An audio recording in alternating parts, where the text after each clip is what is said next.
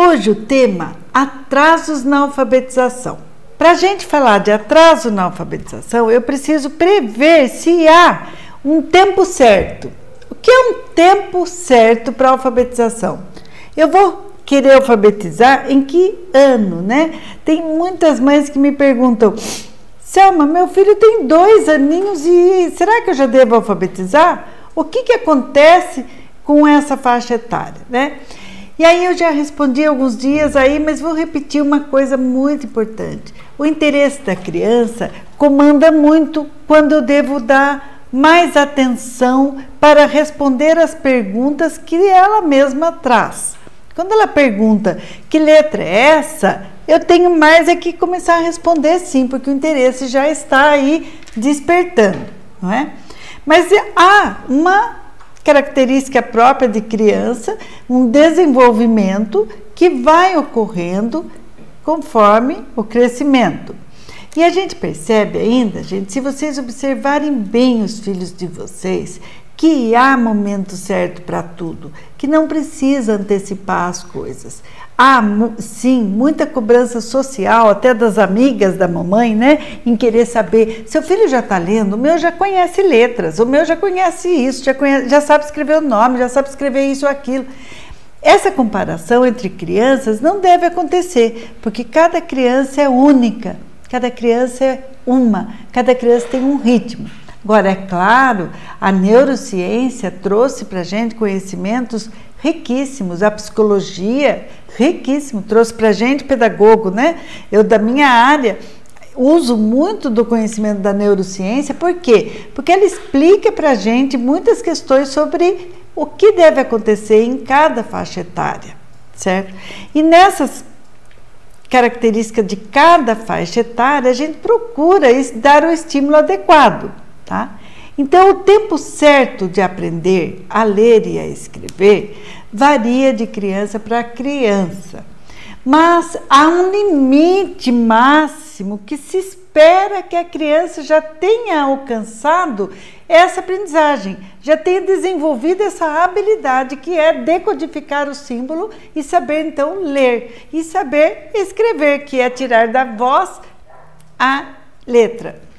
Portanto, a BNCC, né, que é para o Brasil todo, a base nacional do currículo, né, brasileiro, curricular, incentiva que as escolas se organizem para até o final do 2º ano do ensino fundamental todas as crianças estarem alfabetizadas.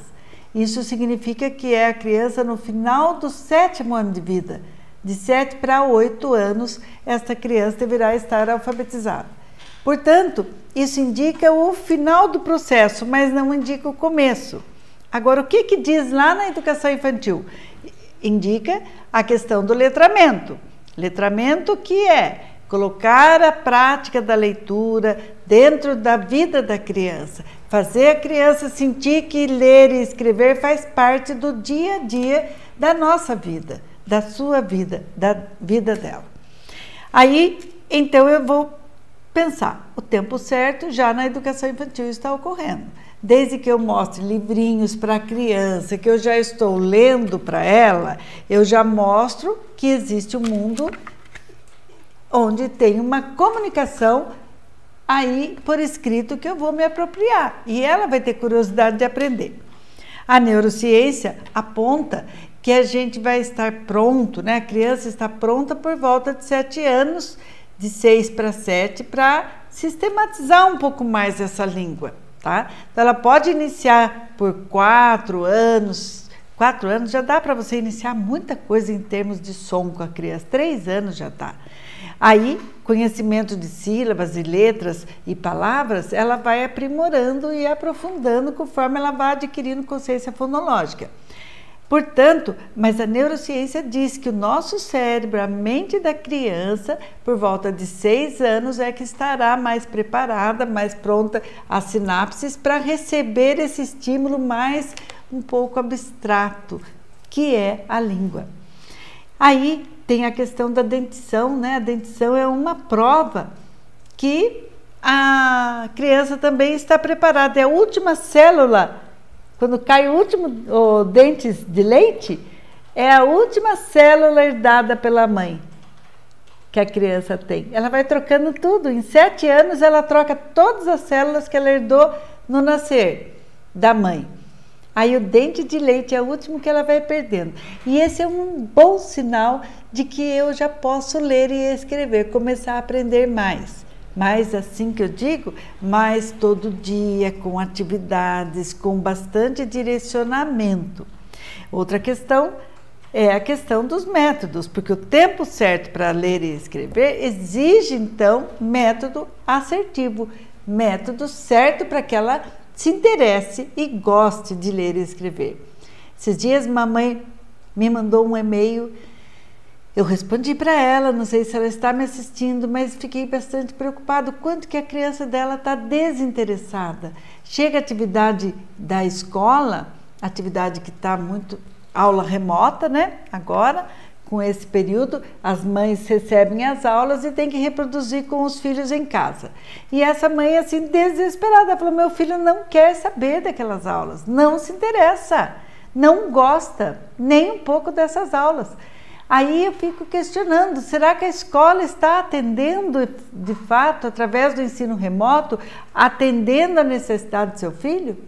Porque a necessidade de você estar com o método certo, através da brincadeira, através dessas atividades que fazem sentido para ela e na relação pessoa a pessoa. Às vezes a criança, para aprender na aula remota, precisa um pouco mais de sacrifício dela, né? Exige mais dessa criança. E uma criança que não está tão atenta à leitura e à escrita vai se desinteressar mesmo. E é perigoso até ela querer rejeitar qualquer outra atividade. Por isso que eu falo assim, se a criança não tem interesse, não está despertada através daquela atividade, troca a atividade. Faz outra coisa, porque ficar insistindo em fazer, por exemplo, uma cópia que ela não está entendendo nada daquilo, não adianta persistir. Não adianta persistir em ensinar a escrever as palavras que você quer ensinar ou que veio da lição da escola. Aquelas palavras, aquela frase, sendo que a criança não está entendendo. Então não adianta. Vamos parar aí. Esse interesse está desfocado. É como um holofote, sabe? Você vai clarear até onde você está querendo, com o foco. A criança vai pegar esse foco de acordo com o interesse dela. Ela está dominando onde ela quer direcionar o interesse dela. E para isso você vai ter que ter algumas práticas, posturas acertadas para você atingir esse interesse. Senão vai se esgotar e vira um estresse, tanto para a mãe quanto para a criança, vai virar em choro, em desespero, vai virar em nada de produção zero. Sendo que nós estamos preocupados com o resultado e a produção aí zerada. Portanto, então, o tempo certo é acertar também o método e aguardar a evolução individual de cada criança, mas não deixar passar. Não deixar passar 1 dia, 2 dias, 3 dias. Toda segunda-feira eu vou trabalhar. Não dá. É todo dia um pouquinho, todo dia um pouquinho. Então, vamos lá. Primeiro ponto é perceber o tempo certo. Segundo ponto, é importante que as mães e os papais que me ouvem agora, que têm filhos, que estão apresentando dificuldade de aprendizagem, vários me apontaram nos comentários: meu filho já tem 7 anos e não sabe ler e escrever. Meu filho tem 9 anos, não sabe ler e escrever. Então vamos lá, vamos por partes. Primeiro nós temos que distinguir bem o que é ter dificuldade de aprendizagem e o que é ter transtorno de aprendizagem. Uma dificuldade, eu vou explicar primeiro a dificuldade. A dificuldade é aquela que não depende da criança, é externa à criança, está fora. Vamos dar um exemplo.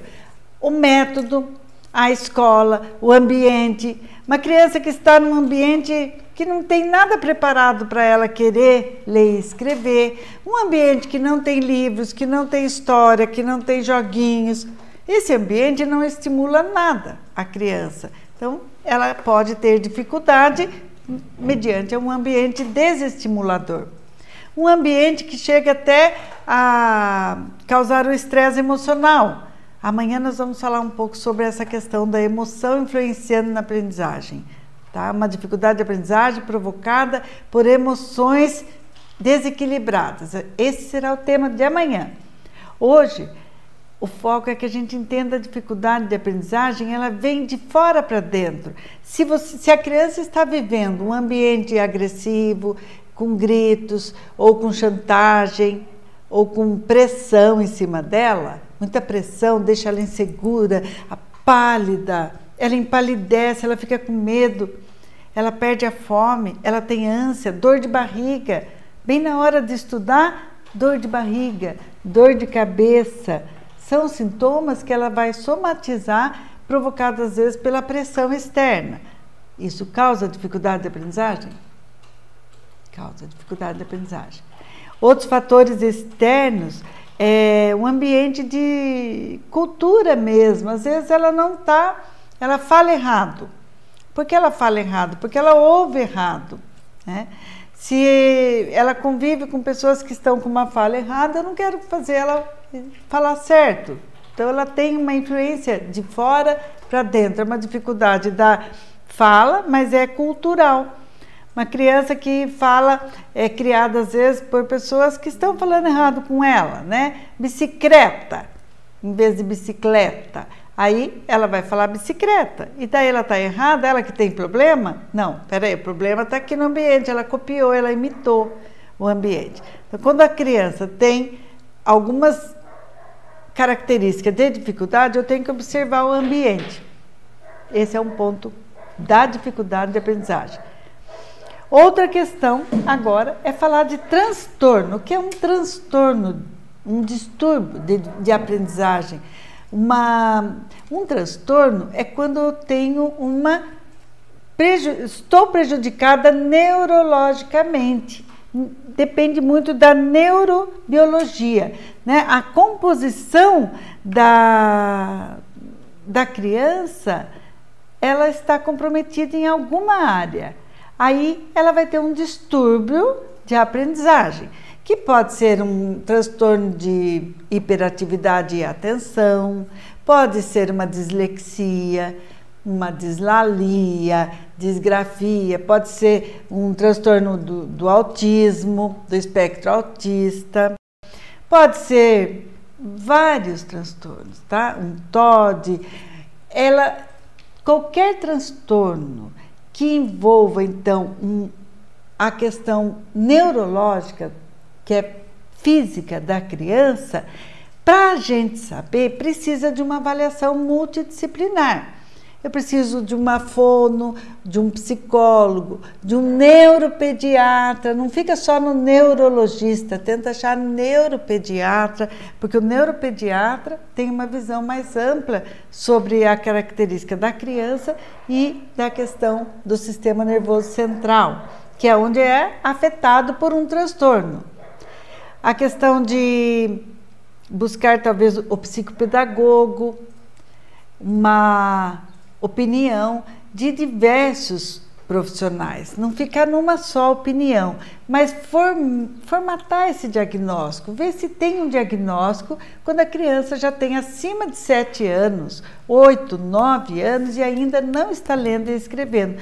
Saber então diferenciar se ela tem dificuldade por causas externas, tá? Trocas de professores na escola é uma causa dificuldade, trocas de horário da criança, ritmo de habilidades, rotina da criança afeta, violência, gritos, chantagem, pressão, fome ou doença, anemia, dificuldade visual que ela possa ter também, são questões que os pais têm que observar para dizer que tem dificuldade. E transtorno precisa uma avaliação um pouco mais apurada com o especialista.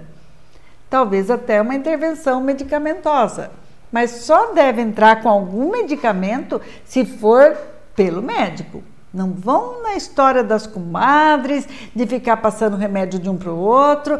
Porque fez bem para o meu filho, vamos dar Ritalina. Nunca deu tanta receita de Ritalina em escola como a gente vê ultimamente. É um horror até. Pode ser que seja necessário, seja transtorno mesmo, mas pode também ser um excesso. Então, nós temos que ter uma avaliação. Acreditar num profissional, acreditar no médico, na psicóloga, na fono, fazer uma avaliação completa, de preferência pelo menos com 2, 3 profissionais, completando um ou outro. E psicopedagogo, a professora da criança, professora é essencial vocês ouvirem. Professora, professor, com quem a criança está passando e que está com dificuldade, você ir ouvir essa professora, tá? Mas vai de peito aberto, não vá querendo entrar na defensiva, sabe? Às vezes, olha, eu fiz uma pós-graduação de violência doméstica contra criança e adolescente. O maior aprendizado que eu tirei dessa pós que eu fiz foi de que a gente é mãe, a gente não quer a cria da gente errada, sabe? É como se a gente é animal. A gente não quer dizer e afirmar que o nosso filho tem um transtorno, por exemplo, porque a gente acha que a culpa é da gente. A gente fica achando que daí nós estamos tendo uma cria errada, como um animalzinho, né? A cria errada. Não existe isso em criança, nós temos que aceitar cada um do jeito que ele é, cada um como ele é e o ritmo que ele é. Então, tendo transtorno de aprendizagem com causa neurobiológica ou tendo dificuldade de aprendizagem com causa externa à criança, ambos os casos, sabe aonde eles se coincidem? Nas características da criança. Eu tenho que observar a característica daquela idade, o que é normal para aquela idade, e eu, mãe, ser muito ouvida também, junto com esses profissionais. A sua opinião de mãe, aquilo que você sente no seu coração, vale muito e pesa muito nesse diagnóstico. Então, característica da criança, vamos ficar atento às características que ela está apresentando e tentar entender até onde isso é normal, isso faz parte daquela idade ou não. Eu adoro quando vocês mães estão fazendo essas perguntas para mim, o que meu filho está fazendo isso, ele tem 4 anos, 5 anos, 7 anos, e diz a idade, porque a gente vai associando, peraí, isso daqui está dentro do normal, isso aqui já merece um pouco mais de atenção, tá? São essas características que vão direcionar você para a intervenção, porque de nada adianta tudo isso que eu estou explicando aqui se a gente não fizer um programa de ação. E também, tanto faz o diagnóstico ser isso ou isso ou isso, todos os diagnósticos precisarão de uma intervenção adequada. E a intervenção adequada é quase a mesma. Quase a mesma. Alguns transtornos exigem adaptações, mas tem muita coisa que eu vou fazer com todo tipo de criança. Aí você vai me dizer, então não vou nem avaliar minha criança, porque eu vou fazer o que a Selma está ensinando aí, boa, vai dar certo. Vou dizer para você, vai dar certo até o limite que o transtorno dele impeça, que o transtorno dificulte, se houver um transtorno. Se não houver transtorno, houve dificuldade, aí eu garanto. Aí eu digo para você, ele vai aprender. Ele vai aprender. Assim como eu falei para várias mães e elas me provaram. Vários depoimentos, eu estou deixando ao vivo aqui, marcado às vezes alguns depoimentos. Crianças que estão aumentando o interesse e a atenção e a memória a partir dessas atividades que têm muito sentido para ela. As mães contam, elas falando, é possível, através dessas brincadeiras, nós estamos brincando com a criança e ela está se desenvolvendo. E não são crianças com dificuldade de aprendizagem, ou se tiverem dificuldade, também estão aprendendo do mesmo jeito. E com transtorno, pode aprender do mesmo jeito? Pode, desde que bem estimulado. E você sabendo o transtorno, aí você vai pesquisar, porque tem muita coisa para ser feita. Além, a mais, em outras áreas, como a fonoaudiologia, por exemplo, a psicologia, né? A psicopedagogia, vem abraçar essa causa e trabalhar para que tudo flua bem. Eu vou dar um exemplo da minha história. Eu sou portadora de dislexia. Quando eu descobri isso? Quando eu fui fazer psicopedagogia já adulta. Quando, no ano de 2000, eu entrei no curso de psicopedagogia, foi a primeira turma aqui da minha região, e a gente foi estudando, mas eu fui fazer já porque eu estava muito intrigada, por que algumas crianças aprendiam e outras tinham muitas dificuldades. Eu era professora já há muitos anos de classe especial, trabalhando com crianças que estavam há anos ali em classes de alfabetização e não tinham progresso. Aí eles vinham para a minha classe para ser alfabetizado do jeito que eu trabalhava.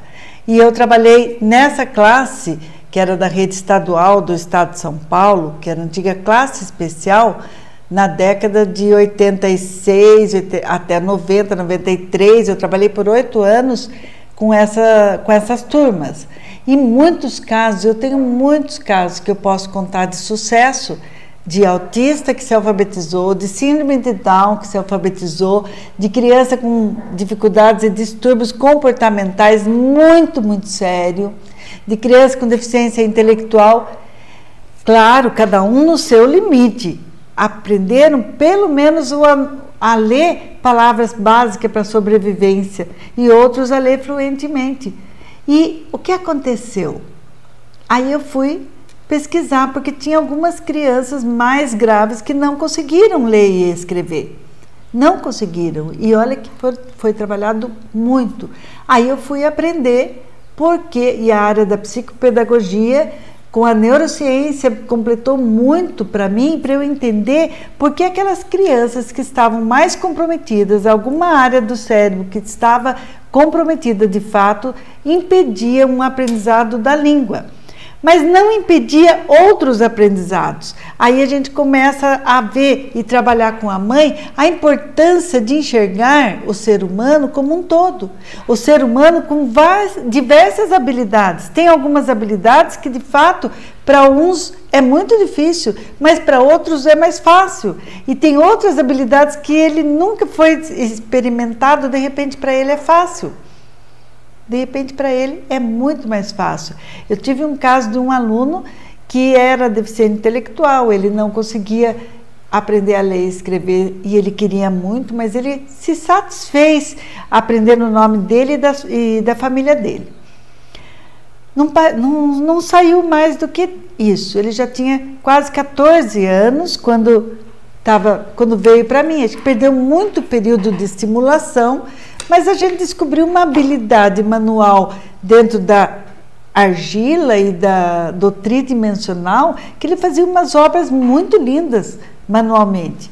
E ali que ele foi desenvolvendo e se aprimorando, ele faz um trabalho, acho que ainda faz, eu não tenho muito contato mais, mas um trabalho artesanal na madeira, belíssimo, belíssimo. Ele talha na madeira animais, coisa muito linda.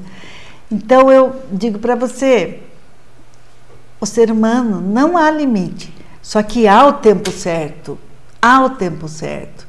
Por isso eu comecei com o tema tempo certo na live de hoje, porque há o tempo que nós não podemos perder, há um tempo, 4, 5, 6 anos que nós não podemos perder tempo. Por isso que tem que trabalhar agora em casa, tem que dar o estímulo, tem que trabalhar o som, porque é o momento que o cérebro está se construindo nos seus conceitos, suas sinapses se formando, ela precisa de estímulo ali. Vai deixar passar o tempo, aquilo vai ficar sedimentado sem desenvolver? Não dá.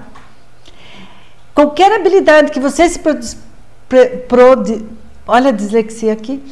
Qualquer habilidade que você quiser desenvolver em você, você consegue, desde que exige de você muito treino. Só que para nós adultos, hoje, para eu aprender a tocar um instrumento, exige muito mais de mim do que alguém que já muito cedo começou a tocar um instrumento. É nisso que eu falo que existe tempo certo. Existe tempo certo para tudo. E a criança precisa ser estimulada lá na infância. senão nós vamos perder esse tempo certo. Como eu falei da dislexia, eu quando criança, nessa época, nós não tínhamos assim, a educação não encaminhava as crianças para avaliações, né? Eu fui alfabetizada com 6 anos, consegui ler e escrever já com 6 anos. Para a época era cedo. Minha mãe contava isso com o maior orgulho. Ah, Selma já escreve, já lê e escreve com 6 anos. E sabe quem foi minha professora? Foi ela, foi minha mãe. Ela era professora de 1ª série, mas antes da 1ª série, em casa, ela já foi me alfabetizando. Eu tive tudo na minha casa de ambiente alfabetizador, porque minha mãe deu aula 20 anos na 1ª série. Vocês conseguem imaginar quanto de sucata tinha na minha casa? Sucata boa.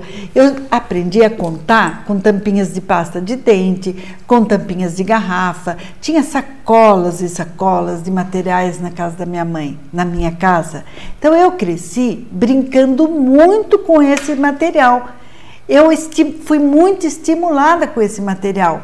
E na época de escrever, de aprender a ler e escrever, eu tive muita dificuldade motora. Minha mão desenhava as letras de forma muito torta, muito errada. Minha mãe não se conformava com aquilo, porque ela exigia caderno lindo, né? Então eu aprendi a ler e a escrever, mas eu falava o R por L.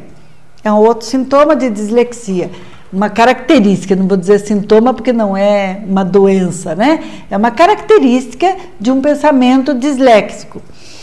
E eu trocava o R pelo R, o G pelo J, o S pelo X, CH pelo X, enfim. Essas trocas, que para uma criança é normal e ela vai superar e aprender o certo, eu levei uma vida para aprender o certo. Aliás, ainda tem coisa que eu erro muito feio.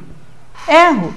Não digo para vocês, é um treino muito grande que eu tenho que fazer dentro de mim para eu superar isso. Então, na escola tinha muita gozação, porque eu falava errado, falei até 8 anos e pouco, falando o tal da bicicleta. Só que isso não foi ambiente que falava errado, porque minha mãe corrigia muito ríspida, muito rígida comigo, e pressionando muito para falar certo. Aprendi ao longo de muito esforço. Trocava a fala, escrevia trocada errada, tinha letra errada, a minha letra começava aqui e ia caindo até o fim da folha. Eu interrompia as sílabas no meio delas, na hora de aprender a separar as sílabas, sabe aquele exercício, separe a sílaba? Ali foi até a 8ª série, antigamente, eu separando sílaba errando e aprendendo, tirando nota mais baixa e aprendendo. E a dislexia, ela me impediu de gostar de ler. Quando criança, minha mãe comprou uma coleção do Monteiro Lobato. Eu li um dos volumes só. Eu tenho ele até hoje, representa muito para mim, porque eu consegui ler aquele livro, sabe por quê?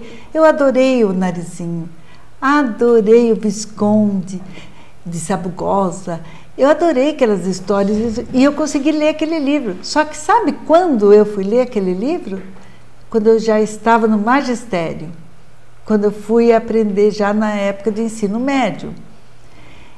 E digo para vocês, eu não sabia que era dislexia. E se a minha mãe também tivesse apostado na minha dificuldade, em vez de apostar na minha capacidade, ela teria desistido de mim. E eu iria estar lá hoje, uma aluna fracassada. O fracasso escolar faria parte da minha história. Sabe por que não fez? Porque minha mãe não deixou isso fazer. Porque ela falava, Selma, já lê e já escreve. Com 6 anos eu li algumas palavras, mas eu já estava lendo de tanto incentivo dela. De tanto material que ela colocou na minha frente, e jogo e brincadeira. E muito, muito exercício. Portanto, quando eu fui descobrir que eu tinha dislexia, já adulta, né, depois de 30 anos de idade, fazendo o curso de psicopedagogia, eu fui lendo as características e eu vi que eu tinha todas. Do teste lá de 12, eu tinha 11 características. E aí, a principal, fui pesquisar que quando tem alguém na família, e vi meus irmãos, nós somos em 5, todos os 5 tinham algumas características de dislexia, os 5. Isso é um padrão. Quando os irmãos tem características parecidas também. E minha avó. Fui saber depois que a minha avó materna tinha todas essas características. Comecei a pesquisar, né? Perguntei para uma tia, para uma mãe, para outra, e fui descobrindo que várias pessoas na família tinham alguma característica em relação à língua, de troca de letras e de ler e escrever com dificuldade. Principalmente, hoje, por exemplo, um dia que está muito estressado, as letras se confundem tudo. Eu vou escrever uma palavra, a última letra vem aqui na frente. É um trabalho, olha, para eu falar isso publicamente agora, é a primeira vez, acho que na minha vida de carreira, que eu assumo assim publicamente. Por quê? Porque hoje isso para mim é superado e eu tenho muita clareza do quanto eu me esforço para superar essa questão na minha vida. Eu me esforço e adoro ler. Então hoje eu sou uma pessoa de sucesso na questão da língua. Por quê? Eu gosto de ler. Eu tenho a tecnologia a meu favor, porque quando eu estou em dúvida com uma palavra é simples demais, eu procuro no Google. A tecnologia pode ajudar muito a criança com transtorno de aprendizagem. Já pensou nisso? Uma criança que não gosta de ler e escrever, pergunta se ela não gosta de ler e escrever no notebook ou no celular. Eu aposto com quem quiser que essa criança escreve e lê no celular. E aprende. Por que não vamos ensinar através disso? Então, vamos lá. O transtorno, como eu estou dando o meu exemplo aqui, pode ser superado. E a criança disléxica não quer dizer menos inteligente. Aliás, a inteligência pode ser até superior à média. Até superior, porque as áreas do cérebro são normais. E ela tenta compensar tanto essa dificuldade que acaba acelerando um aprendizado muito bom. Eu tenho muita facilidade e habilidade em algumas outras questões da vida, tirando a leitura e a escrita. Quando está na época de escrita mesmo, eu tenho um apoio que me ajuda muito. Tenho muita equipe para ajudar. Por quê? É uma dificuldade que eu assumo, mas que se eu tiver que fazer sozinha, eu vou fazer. Tem mais um pouco de esforço? Tem.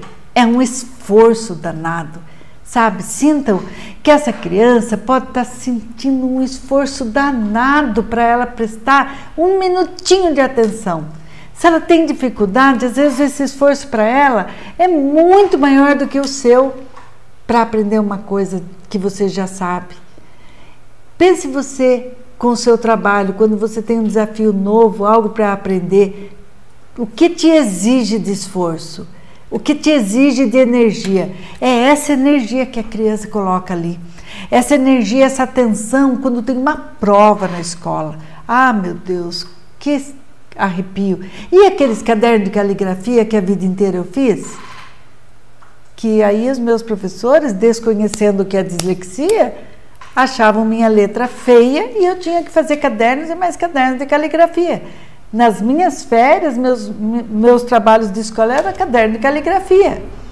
Enquanto meus irmãos, até meus irmãos mais novos que eu, não tinham nada para fazer nas férias e eu fazendo caderno de caligrafia. Eu tenho dó de mim hoje? Não tenho dó, porque hoje eu enxergo a educação que eu tive na época. Só que hoje, com os recursos que nós temos, nós não podemos errar tanto assim com a criança. Nós temos que ser mais assertivos, nós temos que ouvir a característica que essa criança está apresentando e trabalhar assertivamente. Aí eu entro então no terceiro ponto de hoje. Eu falei do tempo certo, da dificuldade e de transtorno que é, e agora vamos para o terceiro ponto, intervenção. Como eu faço uma intervenção assertiva? Eu sei que é isso que vocês estão esperando desde o começo. Vou dizer primeiro que não tem receita pronta, mas existem algumas dicas da Selma. Se você está seguindo minhas lives, tem muitas dicas, tem muita coisa que você pode fazer, que tudo que eu estou ensinando de alfabetização serve para quem tem transtorno de aprendizagem. Aliás, pela diversidade de opções, é ótimo porque você vai descobrir aquilo que sua criança gosta mais e a partir disto é que você vai aprofundar com ela. Mas nós vamos falar de intervenções ainda, uma receita, assim, uma dica. Vou te dar uma dica hoje, uma atividade prática para você fazer, tá certo? Aguarde. Antes eu vou explicar a atividade direitinho, mas quero dizer que essa estratégia tem um objetivo que é fundamental, que a criança perceba que brincar é a forma que ela estará aprendendo. Para isso, você não vai mais brincar, você não vai dizer para ela, vamos estudar, vamos fazer tarefa. Não, você vai brincar. Vamos fazer um jogo? Vamos brincar com uma atividade que eu aprendi? Eu adorei a Selma, minha xará, a Selma Teixeira, lá de Angola. Ela falou assim no depoimento para mim. Não sei se você assistiu. Ela falou assim, eu conto para o meu filho que eu tenho uma professora, que é você, que eu assisto seus vídeos, eu aprendo com você, para daí eu fazer com ele as atividades. E daí o filho dela começou a falar para ela, mamãe, vamos brincar de estudar aquela atividade que você aprendeu com a sua professora? Então, olha que gostoso, eu estou adorando isso, porque a gente pode fazer mais junto com vocês. Então, brincar é importante. E o brincar é a única forma da criança aprender. Se ela tem transtorno de aprendizagem ou se ela tem dificuldade de aprendizagem, as duas situações têm uma só forma de aprender, brincando. Brincar é universal. Universal. Eu quero mostrar para vocês um vídeo que é muito bacana. Vai apontar para vocês crianças brincando com jogo da velha. Quero que vocês observem. Com jogo da velha, com corda, com bola, tá? Eu fiz uma viagem, foi em 2016 essa viagem, para a Itália. E lá em Veneza, eu queria descansar, uma hora lá a gente foi procurar saímos da avenida principal e entramos num beco, lá em Veneza, né, que não tem rua de nada, né, só becos assim, e chegamos num espaço aberto, que é como se fosse uma praça ali, né, um espaço aberto com as casas em volta, e aquele silêncio, tinha nada, mas tinha umas mesinhas de uns barzinhos, nós sentamos nas mesinhas. De repente começou a chegar criança naquela praça. Acho que terminou o horário de aula, eram umas 4h30, 5 horas da tarde, começou a chegar a criança. Assista um pouquinho, é 1 minuto de vídeo, assista. As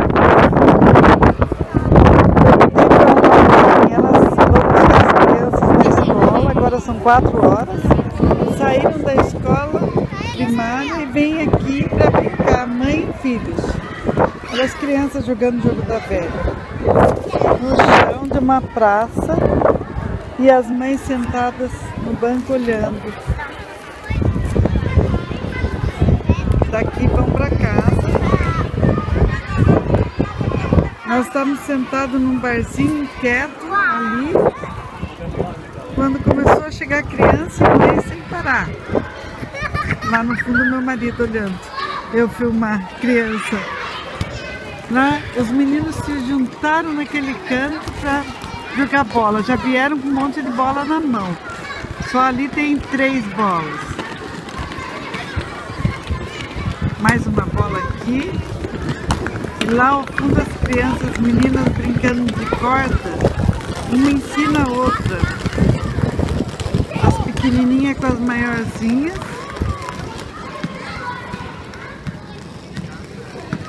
A maior dominando, liderando, puxando.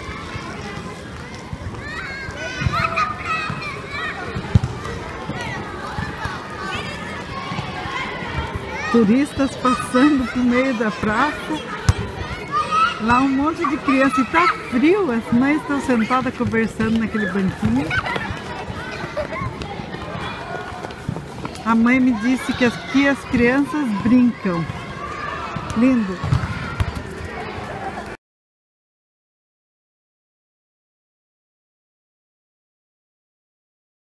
Era uma praça e as mães foram chegando e ali eu conversei com uma assim, tentando, né, superar a dificuldade da língua ali, e ela me contou, aqui a gente vem brincar, depois eles vão para casa banhar-se e comer e dormir, eles falam. Aí tem mais um minuto, vale a pena. Olha o menininho na bola.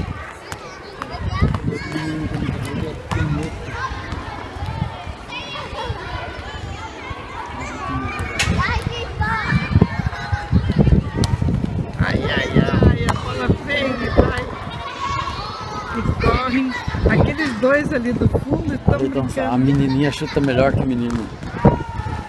A Isabela, né? Estão disputando a bola. Uma menina no meio dos meninos.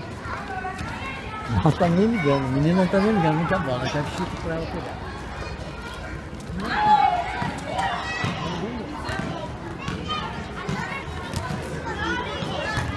Estamos em Veneza.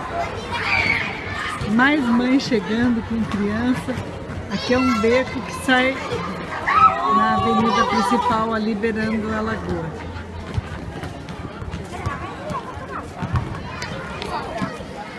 Muito providencial eu estar aqui agora. Amei! Pronto, vocês viram que interessante? E o brincar é universal, em qualquer cultura, em qualquer país, a criança brinca e gosta desse brincar, isso é a expressão maior da criança. E se a gente aproveitar tudo isso, né, esse brincar universal para ela aprender uma língua. Isso acontece em todos os países.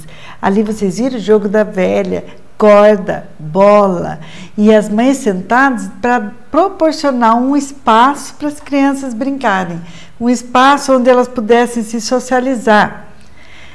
Então vem a intervenção, do qual nós estávamos falando. A intervenção tem alguns aspectos que a gente tem que estar atento. Proporcionar um brincar intencional, planejado para a criança é importante, porque nós vamos planejar essa intervenção para a alfabetização, tá? Então tem atividades bem focadas. Eu estou terminando o meu curso, que eu estou escrevendo sobre isso. Até vou dar uma atividade hoje aqui que é desse curso. Vou mostrar para vocês a atividade para ser feita de uma forma bem lúdica, bem gostosa com a criança. E aí, essa intervenção tem que proporcionar oralidade, desenvolvimento da fala, principalmente se eu tenho uma criança com transtorno. Quanto que eu tenho que estimular ela a falar? Aí vem esse estímulo à fala. A questão da socialização.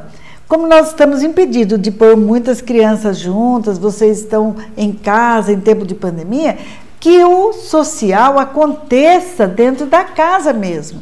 Tá? Não fique só você, uma pessoa com a criança sempre. Procure jogos que proporcionem interação familiar, que todos brinquem juntos, que possa ter 2, 3, 4 pessoas. Se vocês convivem numa casa com um pouco mais, melhor ainda. Tá? Que nem a Selma lá na Angola, né? Passou que ela está com os 3 filhos dela e 3 sobrinhos, que são filhos de uma médica, né? A Carla, um abraço para vocês duas aí, que estão 6 crianças na mesma casa. Pronto, já está uma turminha de escola aí, né, na casa da Selma.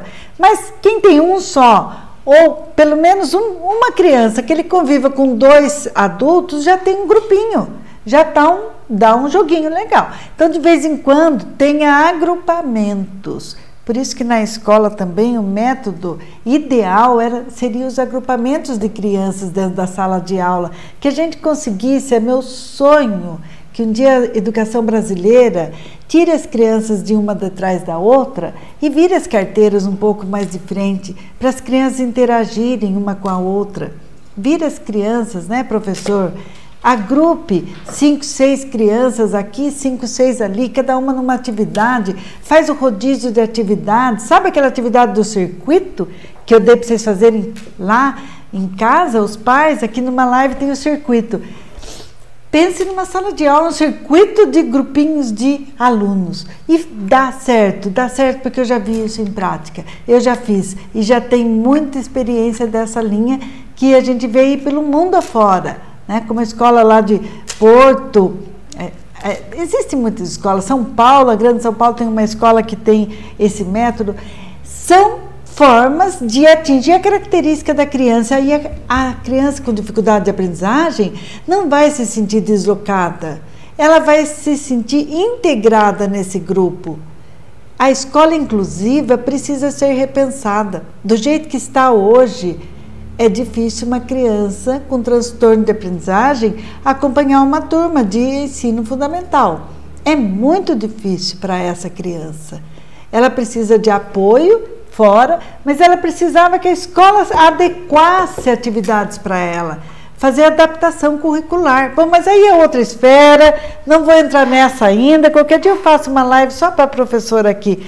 Mas nesse momento você, pai, então, o social acontecendo em casa, tá?